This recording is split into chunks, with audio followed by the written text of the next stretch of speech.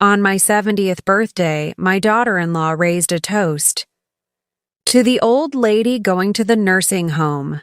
Soon she'll be just a memory. The whole family laughed. On Monday, I liquidated my $8 million estate and left for a cruise. I'm glad to have you here. Follow my story until the end, and comment the city you're watching from, so I can see how far my story has reached. I never thought turning 70 would feel like this. Not like a celebration, but like a funeral, where I was still alive to witness. My own eulogy. The restaurant was beautiful, I'll give them that. My son Michael had reserved a private room at La Maison, the upscale French place downtown. Crystal chandeliers hung from the ceiling, casting a warm glow over the white linen tablecloths. A birthday cake with delicate sugar flowers waited on a side table. Everything looked perfect. I should have known better. I'd spent the afternoon getting ready, putting on my favorite navy blue dress, the one my late husband Thomas had always loved. "You look regal in that color, Vi," he used to say. I wore the pearl necklace he'd given me on our 40th anniversary and styled my silver hair in soft waves. I wanted to look my best. After all, 70 was a milestone. When I arrived, Michael kissed my cheek, his expensive cologne almost overwhelming. "Happy birthday, Mom," he said, but his eyes were already darting around the room, checking his phone. My grandson Tyler, 16 and permanently attached to his smartphone, mumbled a greeting without looking up. But it was Yara, my daughter-in-law, who commanded the room in her red designer dress and glittering jewelry. She air-kissed me, careful not to smudge her lipstick. "Viola, darling, you made it," she said, as if I might have forgotten my own birthday dinner. For years, I'd tried to love Yara as a daughter. When Michael first brought her home 15 years ago, I embraced her with open arms. I taught her my family recipes, shared stories about Thomas, welcomed her into our traditions. I even gave them the down payment for their house as a wedding present. But nothing was ever enough for Yara. The dinner progressed with superficial conversation.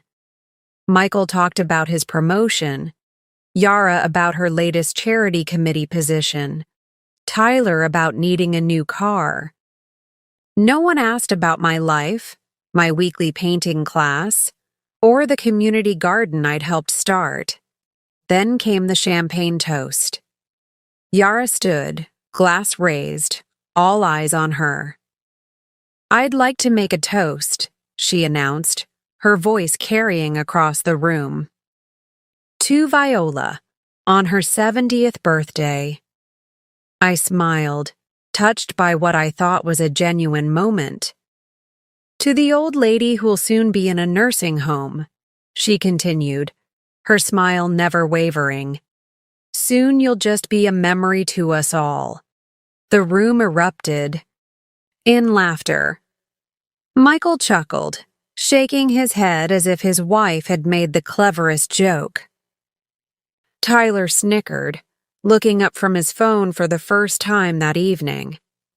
Even the waiter, standing by the wall, had to suppress a smile. I sat frozen, champagne glass halfway to my lips. The words hung in the air like poison. "Come on, Viola. It's just a joke," Yara said, noticing my expression. "Don't be so sensitive. We all know how independent you are." The way she said independent made it sound like a disease. I forced a smile and raised my glass, taking a small sip. The champagne tasted bitter. "Speech, Mom," Michael called out. "Your turn for a toast." I stood slowly, my legs feeling suddenly weak. What could I say? That their cruelty had finally broken through the armor I'd built over years of subtle put-downs and dismissals. That in that moment, I realized none of them truly saw me as a person with feelings, dreams, and dignity. "Thank you all for coming," I said instead, my voice steadier than I felt. "It's a blessing to reach 70 surrounded by family." The lie tasted worse than the champagne. The rest of the evening passed in a blur. I smiled when appropriate, ate cake I couldn't taste, and opened presents I knew were hastily purchased by Michael's assistant. All I could hear was Yara's toast repeating in my head, and the laughter that followed. When Michael dropped me off at my house, the beautiful colonial I'd shared with Thomas for 40 years, paid off by his life insurance when he died, he kissed my cheek again. "Great dinner, Mom. See you at Sunday lunch?" I nodded automatically. Sunday lunch, where I would cook for everyone while Yara criticized my decor, and Michael checked his emails. Once inside, I locked the door and let the tears come. I cried for the first time since Thomas's funeral 5 years ago. Not delicate, dignified tears, but painful sobs that left me gasping for breath. I cried for the years I'd spent trying to please a family that saw me as nothing but a convenience, an ATM, a free babysitter, a joke. I cried for Thomas, who would have been furious if he'd heard Yara's toast. I cried for myself, for allowing this treatment for so long. When the tears finally stopped, I went to my bedroom and looked at myself in the mirror. My makeup was ruined, my eyes puffy, but something else was different. There was a clarity in my gaze that hadn't been there before. "Enough," I whispered to my reflection. "Enough." That night, as I lay in bed unable to sleep, I made a decision. My life wasn't over. It was just beginning, and it would be on my terms. The next morning, I called my bank and made an appointment. Then I called my lawyer. And finally, I pulled out the travel brochure for the Mediterranean cruise I'd been secretly dreaming about since Thomas died. For the first time in years, I felt something like hope, like freedom. They thought I was just a memory waiting to happen. I'd show them how wrong they were. Monday morning arrived with a clarity I hadn't felt in years. The humiliation of my birthday dinner had crystallized into something harder, more determined.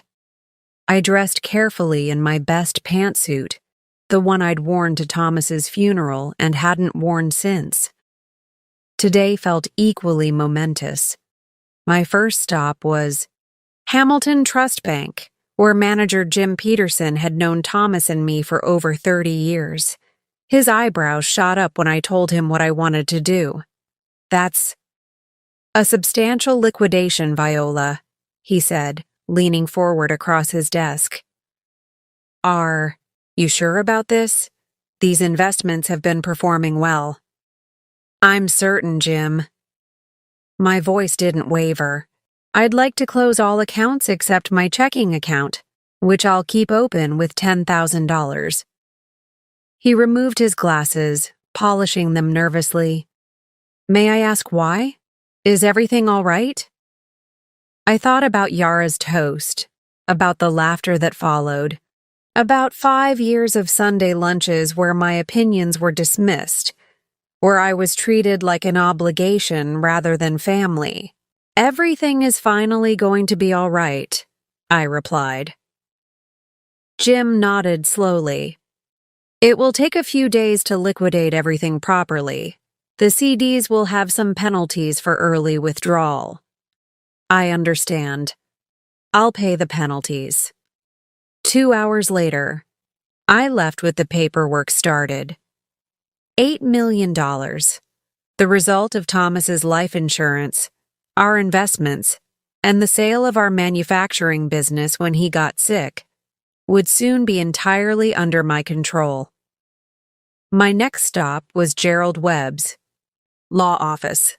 Jerry had been Thomas's college roommate and our family lawyer for decades. His secretary, Martha, hugged me when I arrived. "Viola, so good to see you. How was the birthday?" "Illuminating," I said simply. Jerry welcomed me with a warm handshake. At 75, he was still sharp as a tack, his bow tie as perfectly centered as always. "What can I do for you today?" he asked once we were seated in his office. "I need to change my will, Jerry." His expression remained neutral. "I see. Any particular reason?" I took a deep breath. "I'm liquidating my assets and making some life changes. Michael and his family will no longer be my primary beneficiaries." For a moment, silence hung between us. Then Jerry leaned back in his chair. "Viola, we've known each other a long time. This seems sudden." "It isn't," I said, surprised by the steadiness in my voice. "It's been coming for 5 years since Thomas died. Maybe longer." I told him about the birthday dinner, about Yara's toast, about the years of subtle disrespect. As I spoke, his expression darkened. "Thomas would be livid," he said finally. "Yes, he would." I smiled sadly. "But Thomas isn't here. I am. And I'm finally taking control of what's left of my life." When I left Jerry's office, the afternoon sun was warm on my face. I walked to the small cafe on the corner, the one where Thomas and I used to have Sunday brunch. I ordered a cappuccino and sat by the window, watching people pass by. For the first time in years, I felt myself breathing deeply, freely. My phone buzzed. "Michael." I let it go to voicemail. A text followed. "Mom, don't forget Tyler needs a ride to practice today. Yara has her charity luncheon." I stared at the message. "No. Please. No. How are you doing after your birthday?" Just another demand disguised as a reminder. 5 years of this. 5 years of being their on-call chauffeur, cook, ATM, and occasional babysitter, all while being treated like an inconvenience. 5 years of watching Michael become more like Yara, entitled, dismissive, materialistic. I put the phone away without responding. Another text came through, then another. I ignored them all. Instead, I opened my tablet and navigated to the Mediterranean cruise I'd been eyeing. 15 days sailing from Barcelona to Athens, with stops in France, Italy, and the Greek islands. I'd dreamed of seeing the Mediterranean since I was a girl. But Thomas's health had always been too fragile for such a long trip. My finger hovered over the Book Now button. Was I really going to do this? Leave everything behind? The house where I'd raised my son, the community I'd been part of for decades. My phone buzzed again. A voicemail from Yara this time. "Viola, Michael said you're not answering. We really need you to get Tyler today. I can't miss this luncheon. It's for charity, you know. Call me back immediately." The imperious tone decided, it for me. I clicked Book Now and went through the reservation process, selecting a balcony suite. Single occupancy. When the confirmation came through, I felt a strange mixture of terror and exhilaration. I'd never traveled alone before. I'd never made such a big decision without consulting someone else. First my parents, then Thomas, then Michael. On my way home, I stopped at Barnes & Noble and bought 3 travel guides to the Mediterranean, a journal, and a book titled Solo Travel After 60. The young cashier smiled at me. "Planning a big trip?" she asked. "The biggest," I replied, returning her smile. At home, I made myself a cup of tea and sat in Thomas's old armchair. We'd bought it the year Michael was born, and Thomas had spent countless evenings in it, reading to our son while I watched from the doorway, heart full. "Am I doing the right thing, Tom?" I whispered to the empty room. As if in answer, my gaze fell on a framed photo on the mantel. Thomas and me on our 40th anniversary, his arm around my waist, both of us laughing. We'd renewed our vows that day, promising again to cherish each other until death parted us. But we'd never imagined the kind of death that was coming for our family. The slow erosion of respect, the gradual disappearance of love, until all that remained was obligation and convenience. The phone rang again. Michael. This time I answered. "Mom, where have you been?" "Tyler needs—" "I can't today, Michael," I interrupted. "I'm busy." Silence on the other end. I'd never refused him before. "Busy?" he finally managed. "With what?" "My life," I said simply, and hung up. Then I pulled out my new journal and began to plan the rest of my life. A life that, for the first time in decades, would be entirely my own. The next 2 weeks passed in a whirlwind of preparations. I sold my car to a young couple expecting their first child. I hired a property manager to handle the sale of my house, the beautiful colonial that had been my home for 40 years. I donated most of my clothes to the women's shelter downtown, keeping only what I would need for the cruise and whatever life awaited me afterward. Each action felt both terrifying and liberating, like cutting away anchors I hadn't realized were holding me down. Michael called repeatedly. I answered only. Once telling him I was making some changes but offering no details. His reaction was predictable: confusion, then irritation, then demands for explanations I wasn't ready to give. "Mom, you're not making sense," he'd said, his voice sharp with impatience. "What changes? Why now?" "I'll explain everything when I'm ready," I replied. "For now, I need some space." "Space?" He sounded genuinely bewildered. "From what?" I almost laughed. From being taken for granted. From being the convenient solution to everyone's problems while my own needs were ignored. From the slow suffocation of living as an afterthought in my own family. But I simply said, "I'll be in touch," and ended the call. The morning of my departure arrived crisp and clear. My suitcases, brand new purchased for this journey, waited by the door. My passport, updated after Thomas died but never used, sat in my purse alongside my wallet, now containing a significant amount of cash and a new credit card linked to my personal account.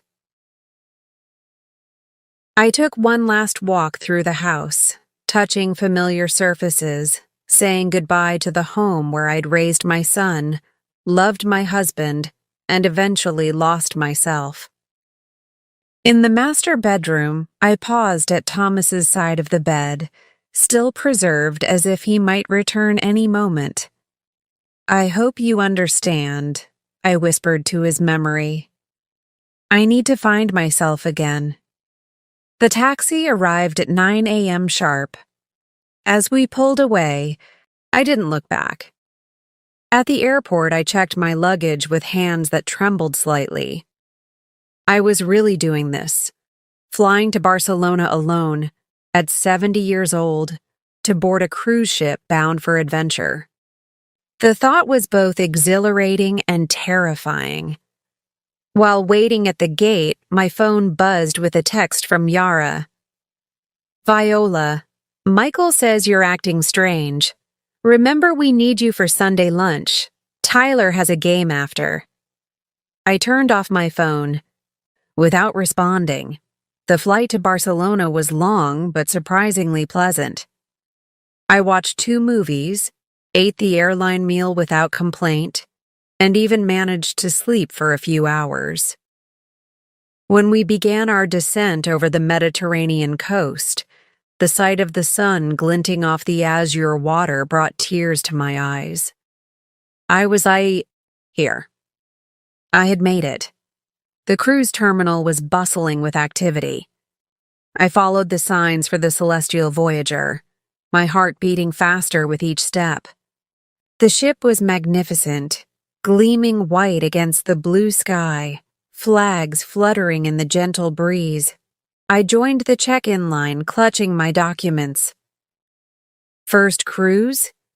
asked the woman behind me, her American accent comfortingly familiar. I turned to see a slender woman about my age with short silver hair and bright blue eyes. Her smile was warm and knowing. "Is it that obvious?" I asked, returning her smile. "You have that look of terrified excitement," she said with a laugh. "I remember it well from my first solo trip." "Solo trip," I repeated, testing the phrase. "Yes, I suppose that's what this is." "I'm Agatha," she said, extending her hand. "Agatha Reynolds." "Viola Harrington," I replied, shaking her hand. "Pleased to meet you." "Well, Viola Harrington," she said, her eyes twinkling. "How about we have dinner together tonight? First nights can be intimidating when you're alone." I hesitated only briefly before nodding. "I'd like that very much." After check-in, I found my stateroom on deck 8. The balcony suite was more luxurious than I'd imagined, a queen-sized bed with fine linens, a sitting area with a small sofa, and a private balcony overlooking the sea. I unpacked methodically, hanging my clothes in the closet, arranging my toiletries in the bathroom. As I worked, my phone buzzed from the depths of my purse. I had turned it back on after landing, out of some lingering sense of responsibility. Now I retrieved it to find 6 missed calls and a dozen texts, all from Michael or Yara. The latest was from Michael. "Mom, where are you? The house is empty and your car is gone. Call me immediately." I sat on the edge of the bed, phone in hand. They had gone to the house, probably expecting to find me there, ready to drive Tyler to his game or prepare Sunday lunch. Instead, they'd found emptiness. Now they were panicking, not out of concern for me, but because their carefully arranged lives had been disrupted. A pang of guilt shot through me. Was I being selfish? Abandoning my family without explanation? What kind of mother does that? But then I remembered Yara's toast, the cruel laughter, the years of being taken for granted. I remembered Michael's impatience whenever I expressed a need or desire of my own. I remembered how they had already dismissed me as heading for a nursing home, soon just a memory. With steady fingers, I typed a brief message. "I'm safe. Taking some time for myself. We'll be in touch when I'm ready. I hesitated, then added, Please respect my need for space. Then I silenced the phone and placed it in the room safe. I wouldn't turn it off completely. That felt too final. But I wouldn't let it intrude on this journey either. A knock at my door startled me. I opened it to find Agatha, now dressed in white linen pants and a turquoise blouse. Ready for the sail-away party? She asked, her enthusiasm infectious. There's champagne on the top deck, and we get to watch Barcelona disappear as we head out to sea. I smoothed my hands over my own outfit, a new pale blue dress I'd bought specifically for this trip. Ready, I said, feeling the truth of it settle into my bones. As the ship pulled away from the dock, I stood at the railing beside Agatha, champagne flute in hand. The Barcelona skyline slowly receded, the famous Sagrada Familia visible in the distance. Fellow passengers cheered and took photos, but I simply breathed in the sea air and felt the gentle vibration of the ship beneath my feet. To new beginnings, Agatha said, raising her glass. To new beginnings, I echoed, clinking my glass against hers. The shore grew smaller, then disappeared altogether, leaving nothing but endless blue horizon. And for the first time in years, I felt the weight of expectations lift from my shoulders. I was free. By the 5th day of the cruise, I had settled into a rhythm that felt both novel and strangely natural. Each morning, I woke early to watch the sunrise from my balcony, wrapped in the plush robe provided by the cruise line. I'd have coffee delivered to my room, then join Agatha for breakfast in the main dining room. Agatha Reynolds had become my unexpected guide to this new world of independence. A widow for 12 years, she had transformed her grief into a passion for exploration. After her husband's death, she'd sold their large suburban home, invested wisely, and now spent half the year traveling. The hardest part, she told me over breakfast as we sailed toward Naples, was convincing my children that I wasn't having a breakdown. They thought grief had made me irrational. I laughed, recognizing the familiar concern disguised as control. What changed their minds? Time, she said, buttering her toast with precision. And the realization that I wasn't asking their permission. I was simply informing them of my decisions. After breakfast, I'd attend an art class or a lecture, then lunch, followed by exploration whenever we docked at a new port. In the evenings, Agatha and I would dress for dinner, sharing a table with other passengers who gradually became friends. A retired professor from Boston, a widowed doctor from Chicago, a couple celebrating their 50th anniversary. For the first time in decades, I was known only as myself, not as Thomas's wife, Michael's mother, or Tyler's grandmother. Just Viola, a woman with her own interests, opinions, and stories to tell, and I was blossoming. In Marseille, I discovered a passion for photography, capturing the vibrant colors of the old port with the new camera I'd purchased in Barcelona. In Rome, I stood before Michelangelo's Pietà with tears streaming down my face, moved beyond words by its beauty. "You're changing," Agatha observed as we shared a bottle of wine on my balcony that evening, the lights of the Italian coast twinkling. In the distance, I can see it happening day by day. "Is that strange?" I asked, swirling the ruby liquid in my glass. "To change so much at 70? She laughed, a rich sound that carried on the sea breeze. What's strange is thinking we ever stop changing. Life is constant transformation, Viola. The tragedy is when we let others freeze us in place. I thought of Michael and Yara, of how they had gradually reduced me to a single dimension, a convenient resource, always available, never inconvenient. How had I allowed that to happen? The answer came with surprising clarity. I had confused love with usefulness. Somewhere along the way, I'd begun to measure my worth by how much my family needed me, not by how much they respected me. The next morning, as we docked in Naples, I checked my phone for the first time in days. 27 missed calls. Dozens of texts, increasingly frantic. "Mom, where are you?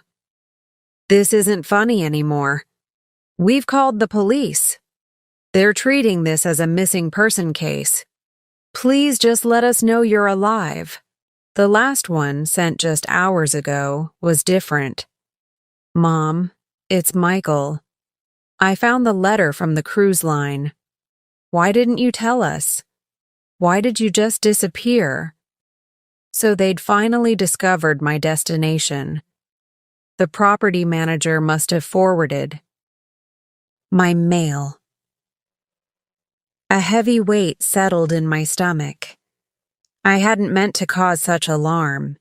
Despite everything, I didn't want Michael to think I was in danger. But I also wasn't ready for the interrogation that would follow if I called. After careful consideration, I sent a brief email. "Michael, I am safe and well on my Mediterranean cruise. I needed time to myself after years of putting everyone else first. I'm sorry for worrying you, but please understand that this journey is important to me. I will contact you when I return to the States. Until then, I ask that you respect my privacy. Love, Mom." I hit send, then turned off my phone again.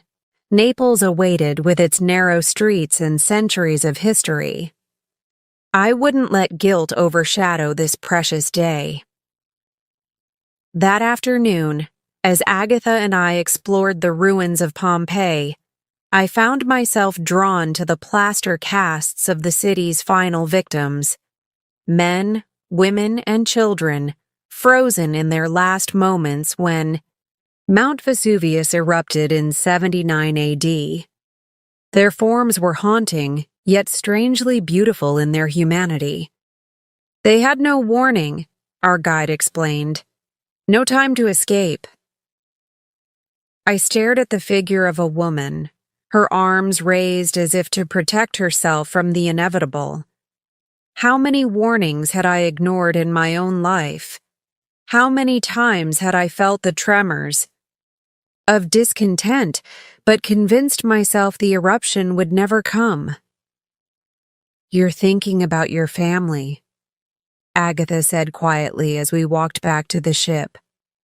I nodded, surprised by her perception. I keep wondering if I did the right thing, leaving so abruptly, without explanation.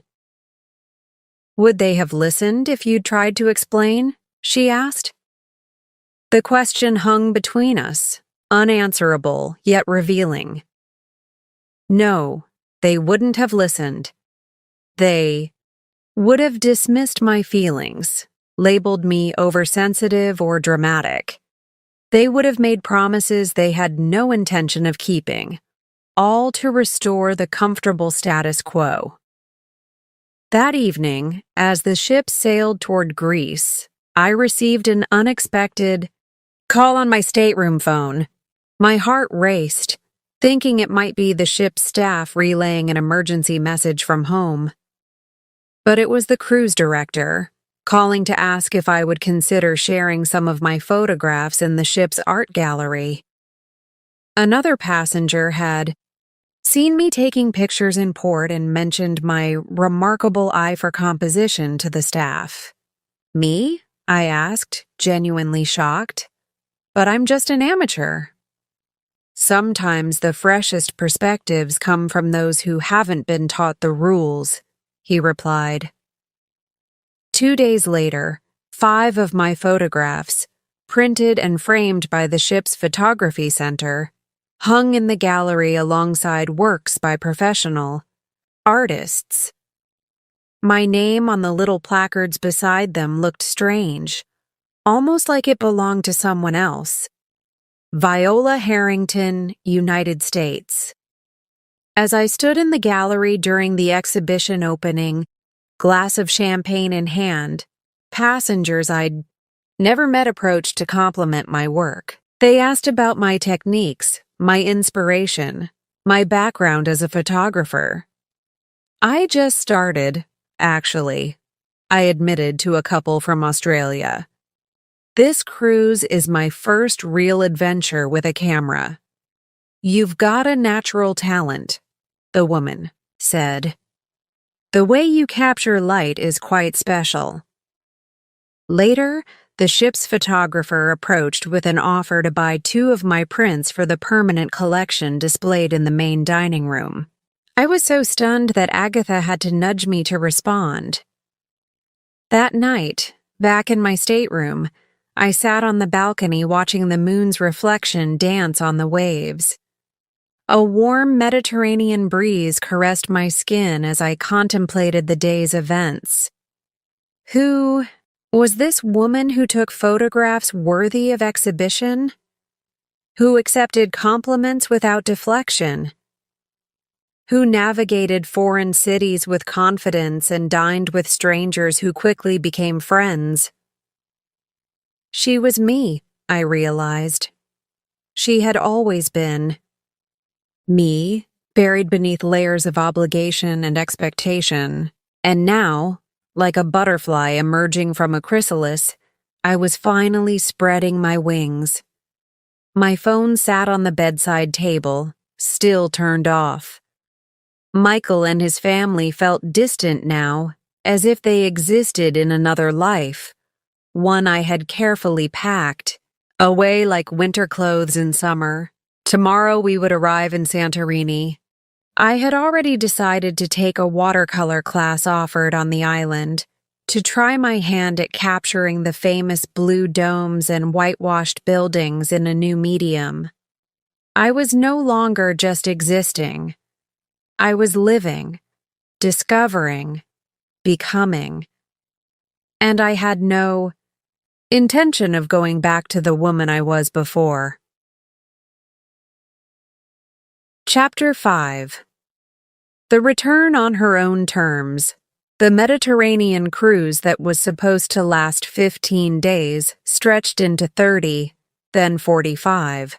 When we reached Athens, the final destination on the original itinerary, Agatha convinced me to join her on the ship's continuing journey to Istanbul and the Black Sea. "Why rush back?" she asked, as we sipped ouzo in a small taverna overlooking the Acropolis. "What's waiting for you that can't wait a little longer?" I couldn't think of a single reason to say no. Those extra weeks were a gift I gave myself without guilt. I explored ancient ruins in Ephesus, wandered through the Grand Bazaar in Istanbul, and watched the sun rise over the Black Sea from the ship's deck. I continued taking photographs, now with growing confidence, and even sold 3 prints to fellow passengers. But eventually, the extended journey came to an end. As the ship docked in Barcelona once more, I felt a strange mixture of sadness and resolve. I wasn't the same woman who had boarded this ship nearly 2 months ago. "What will you do now?" Agatha asked as we exchanged contact information. She was continuing on to a photography retreat in Provence, an invitation she'd extended to me as well. "I need to go home," I said, surprising myself with the certainty in my voice. "Not to stay, but to settle things properly." She nodded, understanding. what I couldn't fully articulate. Running away had been necessary, a radical act of self-preservation. But true freedom would come only when I could face my family on my own terms, without fear or guilt. The flight back to the States gave me time to prepare. I reviewed my finances on my tablet. The proceeds from the house sale had been finalized. While I was at sea, adding to my considerable nest egg, I had already purchased a small condominium in a vibrant downtown area, sight unseen except for virtual tours. It was modern, manageable, and most importantly, mine alone. When I turned on my phone after landing, it exploded with notifications. I scrolled through them quickly, noting the progression from anger to concern to a strange, sullen acceptance in Michael's messages. The most recent, sent just 2 days ago, was uncharacteristically reflective. Mom, I don't understand why you left the way you did, but I hope you're finding whatever you're looking for. We miss you. Tyler keeps asking about you. Please come home. Home. The word rang hollow now. My house was sold, my possessions either stored or donated. Home was no longer a place but a feeling, the feeling of being true to myself. I checked into a hotel rather than calling Michael immediately. I needed one more night of independence, one more morning of waking up answering to no one but myself. The next day, I rented a car and drove to Michael and Yara's sprawling suburban house. The familiar route felt strange now, as if I were navigating someone else's memory.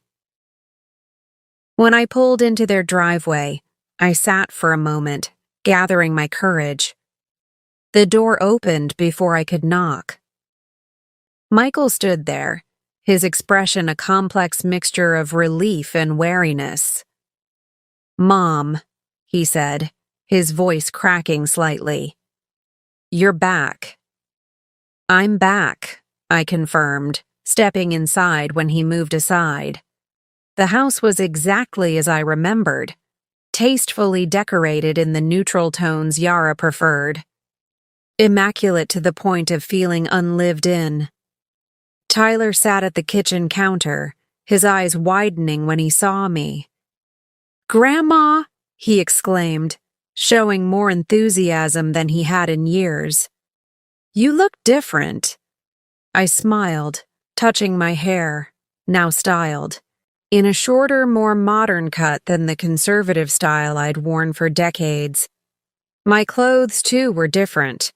A coral blouse and white pants purchased in Santorini with a turquoise necklace made by an artisan in Istanbul. Where's Yara? I asked, noticing her absence. Pilates, Michael replied, studying me as if I were a puzzle he couldn't solve. She'll be back soon. Mom, what happened? Why did you just disappear like that? I set my purse down and took a seat at the kitchen island. I needed to find myself again. He frowned. Find yourself? Mom, you're 70, not 17. The old me would have flinched at his dismissive tone. The new me simply smiled. That's exactly the problem, Michael. Somehow, we've all bought into the idea that after a certain age, women should just fade, become convenient, stop having dreams or needs of our own. Tyler, surprisingly, nodded. Like in that toast at your birthday. That was cold. Michael had the grace to look uncomfortable. That was just Yara's sense of humor. She didn't mean anything by it. She meant exactly what she said, I replied calmly. And so did all of you when you laughed. The front door opened, and Yara's voice called out, "Michael? Whose car is in the driveway?" She appeared in the kitchen doorway, yoga mat under her arm, her expression freezing when she saw me. "Viola," she said, recovering quickly. "You're back from your adventure." The way she said adventure made it sound like a childish escapade, something embarrassing and best forgotten. 6 months ago, I would have accepted that framing, eager to smooth things over and reclaim my place in the family. Not anymore. "I'm back," I confirmed, "but not staying." Michael's head snapped up. "What do you mean?" "I've sold the house," I said. "I've bought a condominium downtown. I'm moving in next week." "Downtown?" Yara echoed, aghast. "But that's so far from us. How will you help with Tyler's schedule or Sunday lunches?" There it was, the assumption that my primary value lay in my usefulness to them. Not my company, not my wisdom, not my love, just my availability. "I won't be driving Tyler anymore," I said gently, "and I won't be hosting Sunday lunches. I'll be happy to meet you at restaurants, though, perhaps once a month." Michael stared as if I'd started speaking in tongues. "Mom, what are you saying? What about family? What about us?" "I'm saying I love you," I replied, meaning it despite everything. "But I also love myself now, and I won't go back to being treated like a convenience rather than a person." "This is ridiculous," Yara snapped, her composure cracking. "You can't just change the rules after all this time. We depend on you." "That's the problem," I said, meeting her gaze steadily. "You depend on me, but you don't respect me." The silence that followed was heavy with truth. Tyler, showing wisdom beyond his 16 years, finally broke it. "Grandma's right," he said quietly. "We've been taking her for granted." Yara shot him a look that would have withered flowers. Michael just looked lost, like a man who had woken, up to find the ground beneath his feet had shifted overnight. "I'm not cutting you out of my life," I assured them, my voice softening. "I'm just changing the terms of my participation. I want a relationship based on mutual respect, not obligation." "And if we don't agree to your terms?" Yara challenged. I picked up my purse and stood, feeling strangely peaceful despite the tension crackling in the air. "Then that will be your choice," I said, "just as this is mine." I left them sitting in their perfect kitchen, surrounded by all, the trappings of the life they thought I should want to serve. As I drove away, I felt not regret but resolution. The woman who had allowed herself to be diminished was gone.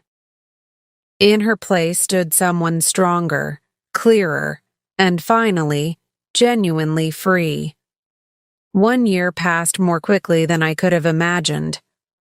My downtown condominium became a true home, filled with photographs from my travels and artwork purchased from local galleries. I enrolled in photography classes at the community college, joined a book club, and volunteered teaching English to new immigrants. All things I'd wanted to do for years, but had set aside for family obligations. I met with Michael and Tyler for dinner once a month, sometimes with Yara, sometimes without. Our relationship remained strained but civil.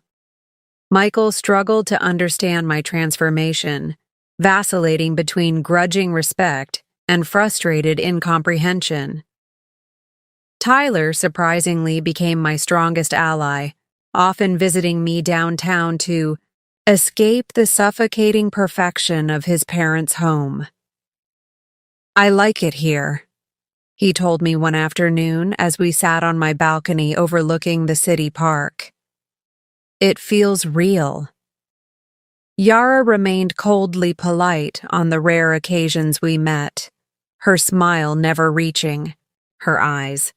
I knew she viewed my change as a personal betrayal, a rejection of the careful hierarchy she had established with herself at the top. As my 71st birthday approached, I decided to host a small celebration in my new home. Not out of obligation, but because I wanted to mark the occasion surrounded by the authentic connections I'd cultivated over the past year. "You should invite Michael and his family," Agatha suggested during our weekly video call. After returning from Europe, she had moved to Santa Fe to pursue her photography, but we remained close friends. "Even Yara?" I asked, only half joking. "Especially Yara," Agatha replied. "Show her what grace looks like." So I sent the invitations, one to Michael, Yara, and Tyler, and others to my new friends. My photography instructor, Sandra, my neighbors, David and Ruth, and several members of my book club. The day of the party arrived warm and clear. I prepared simple but elegant hors d'oeuvres, set out wine and sparkling water, and arranged fresh flowers in the vases I'd brought back from Greece. My home looked beautiful, a reflection of the woman I had become. Sandra and the book club members arrived first, bearing gifts and warm hugs. David and Ruth followed with a bottle of champagne. We were chatting comfortably when the doorbell rang again. Michael stood there, Tyler beside him. "No Yara." "Happy birthday, Mom," Michael said, kissing my cheek. "Yara sends her regrets. She has a charity committee meeting." The old me would have been hurt by her absence. The new me simply nodded, unsurprised. "Come in. There are people I'd like you to meet." As I introduced my son and grandson to my friends, I watched Michael's face carefully. He seemed genuinely shocked by this glimpse into my new life. These interesting, accomplished people who valued my company, who knew me as Viola the photographer, Viola the avid reader, Viola the traveler. Not as Michael's mother or Tyler's grandmother, but as myself. Tyler integrated easily, engaging David in a conversation about architecture, his newest interest. Michael lingered at the edges, a stranger in this world I had created without him. After everyone had arrived, Sandra called for attention. "I have an announcement," she said, smiling at me. "Our very own Viola has been selected for the Community Art Center's Emerging Photographers exhibition next month. 3 of her Mediterranean series will be featured." My friends applauded enthusiastically. Michael's eyebrows shot up in genuine surprise. "You're a photographer now?" he asked when the conversation had resumed around us. "I'm many things," I replied. "Photography is just one of them." He studied me with new eyes. "You've really changed, Mom." "I've really become myself," I corrected gently.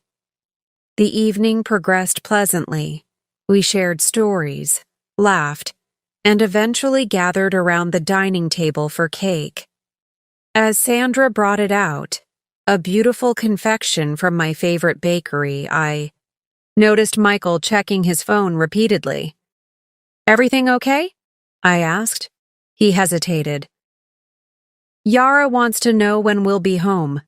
She finished her meeting early." Ah, there it was. The summons, the expectation that he would drop everything at her. Convenience. How familiar it felt, watching from the outside now. You should invite her to join us, I suggested, surprising myself with my own sincerity. There's plenty of cake. Michael looked doubtful, but sent the text. 10 minutes later, the doorbell rang again.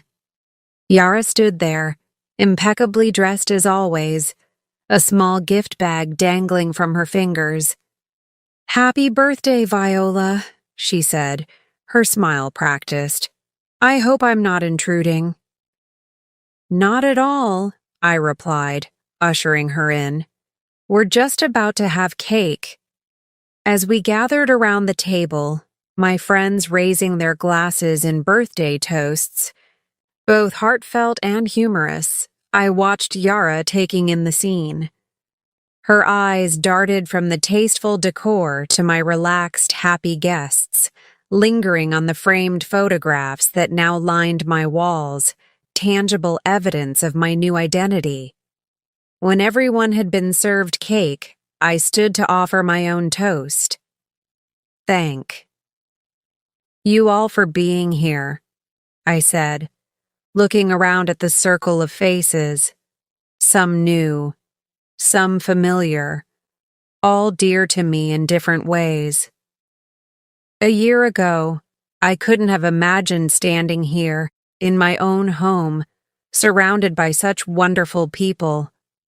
I've learned that it's never too late to discover who you really are.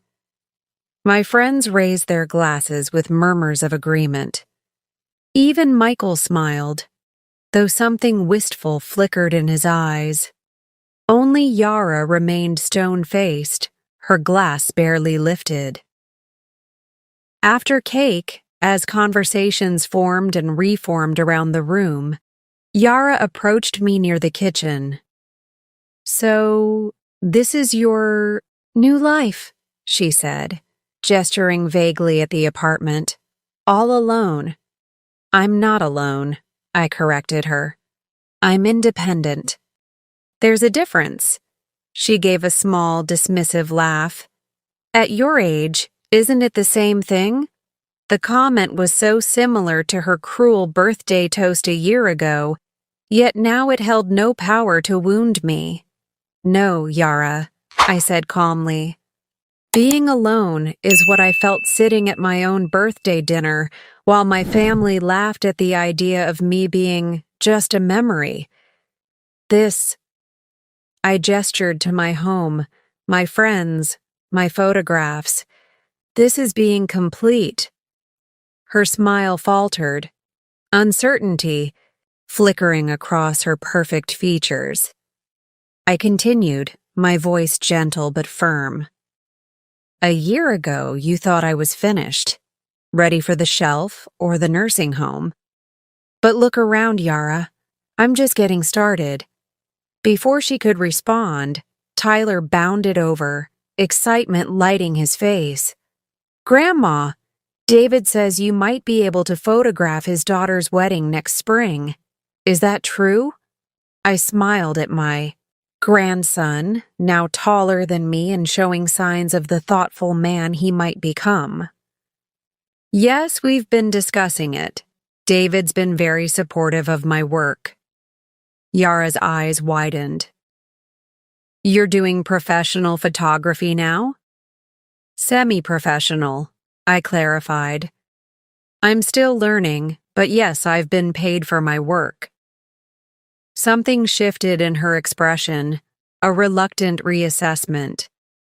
For perhaps the first time, she was seeing me as a person in my own right, not just an extension of her husband's family or a convenient resource. As the evening wound down and guests began to leave, Michael approached me with a hesitant smile. "This was nice, Mom. Different, but nice." He paused, then added awkwardly, "I'm proud of you." The words warmed me, though I no longer needed his approval the way I once had. "Thank you, Michael. That means a lot." After everyone had gone, I stood on my balcony watching the city lights, a glass of champagne in hand. The night air was cool against my skin, carrying the promise of autumn. I thought about the journey of the past year, from the humiliation of that birthday dinner to the quiet triumph of tonight's celebration, from invisibility to recognition, from obligation to choice. Yara's toast had been cruelly accurate in one sense. The woman I was then truly had become just a memory. But in her place stood someone stronger, someone who had refused to be diminished by others' limited expectations. I raised my glass to the night sky, to the stars that had guided sailors for millennia, to the vast universe that held endless possibilities. Even at 71. To the last laugh, I whispered and drank deeply. My story wasn't ending. It was just beginning to be told in my own voice, finally loud enough to hear. Now I'm curious about you who listened to my story. What would you do if you were in my place? Have you ever been through something similar? Comment below. And meanwhile, I'm leaving on the final screen 2 other stories that are channel favorites, and they will definitely surprise you. Thank you for watching until here.